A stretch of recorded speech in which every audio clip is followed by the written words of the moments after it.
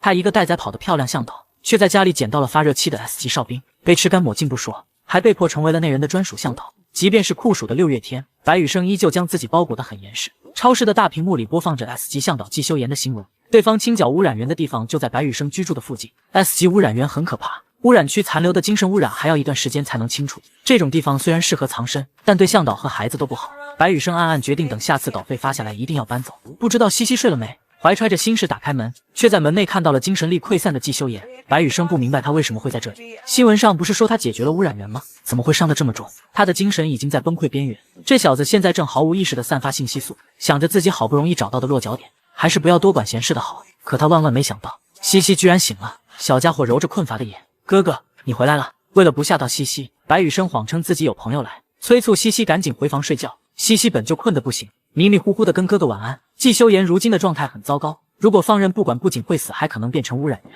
S 级哨兵要是失控，整个片区都完了。就算为了西西，白羽生也不能把他扔在这里不管，只得心不甘情不愿地将人拖回房间，准备戴着手套为他疏导。结果发现季修言的体温高得吓人，即便用了药也止不住血。白羽生好看的眉毛一皱，狠下心摘了手套，想着只做最基础的疏导，止住血就收手。结果刚一进入精神海，整个人就怔住了，真是一片废墟。季修言，你过得也太糟糕了吧？一直以来都是靠忍耐的吗？随着白羽生的疏导，季修言的伤口开始逐渐愈合，但他面上却依旧一副快要崩溃的状态。白羽生刚准备离开，却发现浑身动弹不得。怎么回事？不让我离开？不等他强行挣开，就被握住了手腕。看着眼前神志不清的季修言，白羽生慌乱的想要抽回手。好烫，体温比刚才还高，我都帮你做疏导了，为什么还会狂暴？季修言，快清醒过来！糟了，身体怎么开始发酸了？不要再散发信息素了，浓度太高了。季修言猛然睁开眼，盯着白羽生的眸子里只剩下疯狂的掠夺。对上他的视线，白羽生彻底慌了。不好，这种感觉绝对是结核热。季修言，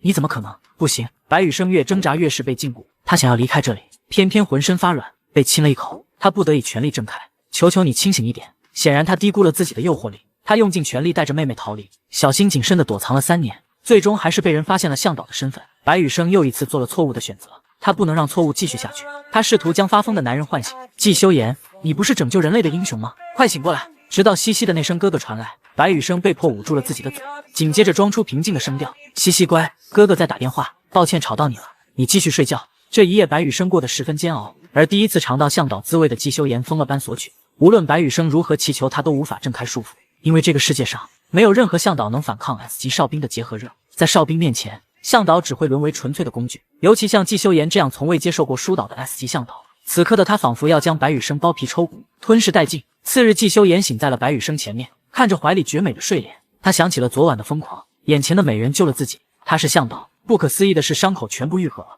这时白羽生也醒来了，他眸子里写满了慌乱无措，反应过来，愤怒的起身喊眼前的男人滚。季修言却出奇的冷静，我要跟你聊聊。白羽生一心想让他滚出去，压根不愿意跟他交流。眼见高大的男人逼近，白羽生像只受惊的猫般后退。别过来！季修言直勾勾地盯着白羽生的脸。你是谁？白羽生表示昨晚的一切他会全部忘掉，也不想跟季修言扯上关系，直到退到了墙边。季修言单手靠在了墙上，整个人将他环住。可是我没想忘。白羽生垂眸不去看他。你不是最讨厌向导吗？像厌恶垃圾一样把我扔掉，不要注意到我，求求你！季修言依旧盯着他的脸。可是我发现我不讨厌你。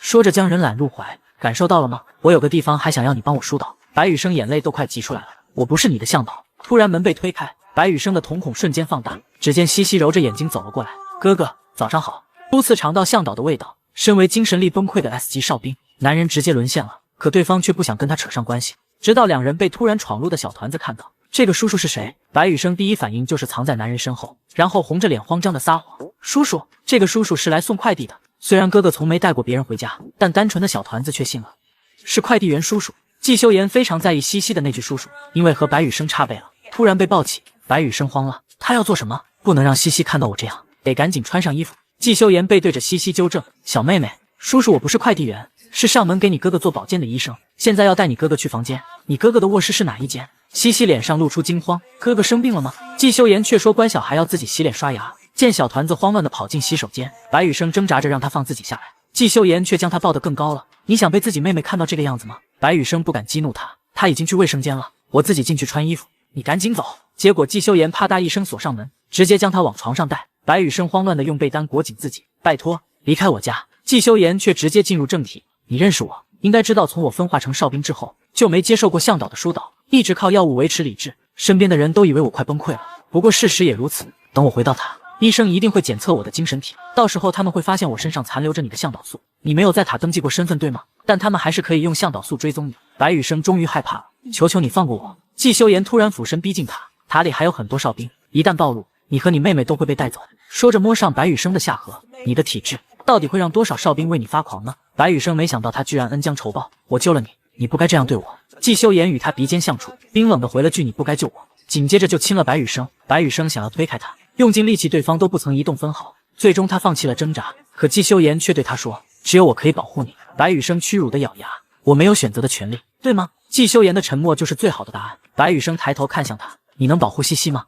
季修言直勾勾地盯着他的脸，只要你乖乖听话，你和他都会很安全，没人敢抢我想要的向导。白羽生低垂着头，看不清表情。从今以后我属于你了，可以去客厅等我吗？为了西西，他甘愿牺牲自己。目的达成，季修言直接起身离开。刚到门口，身后就传来小团子的声音：叔叔，哥哥生什么病了？严重吗？季修言没有回答，反而逼近了小团子，吓得他握紧了小拳头。季修言很臭屁地盯着小团子，叫我哥哥。西西先是一惊，紧接着一脸不情愿地解释，可是你看起来更像叔叔。季修言有些无语，你哥哥多少岁？我跟他年纪应该差不多。西西得意地说出27岁，但是邻居的阿婆们都说我哥哥看着就像高中生。季修言表情抽搐，他没想到白羽生居然比自己大，那凭什么自己是叔叔？想起什么，他指了指小团子，我们要搬家了，你也去收拾你的行李。见小团子一脸懵，季修言再次解释，你哥哥已经答应跟我住在一起了。西西转身一脸姨母笑，不会吧不会吧，转回来脸上写满了八卦。叔叔，原来你是哥哥的老婆吗？季修言第一次被小鬼头整破防，我说了叫哥哥，另外